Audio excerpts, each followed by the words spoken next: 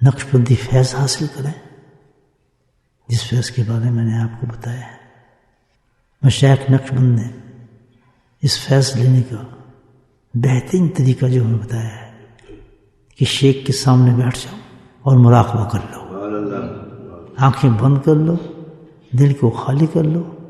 شیخ پہ عقیدہ بڑھا دو، محبت بڑھا دو، ضابطہ مضبوط کر لو، اپنے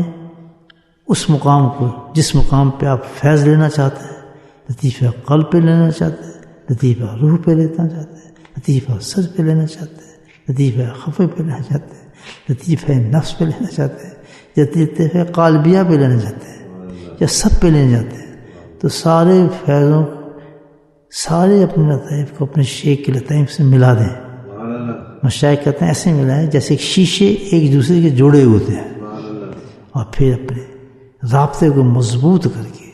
محبت پیدا کر کے شیخ کی رابطے کو مضبوط کر کے اللہ سے دعا کریں کہ اے اللہ تعالیٰ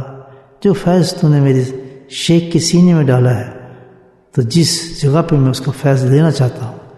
اس فیض کو میرے سینے میں بھی میرے لطیفے میں منور فرما دے۔ اس کا نام ہے مراقبہ جو ہم کرتے ہیں۔ تاہم مراقبہ کرتے ہیں اپنی اپنی حیثیت کے مطابق، اپنے اپنے عقیدے کے مطابق، اپنی اپنی محبت کے مطابق، اپنی اپنی خدمت کے مطابق انشاءاللہ وہ فیض پائے گا، بالکل محروم نہیں جائے گا، اور جتنا اس کے پاس عقیدہ اور محبت اور خدمت ہے اسی قدر انشاءاللہ اپنے لطائف کو منور کر کے جائے گا۔ ہاں بند کریں اور فیض حاصل کریں۔ اس صرف آپ ہی کے لیے نہیں بلکہ جہاں بھی لوگ اس وقت حلقے میں ہمارے شامل ہیں،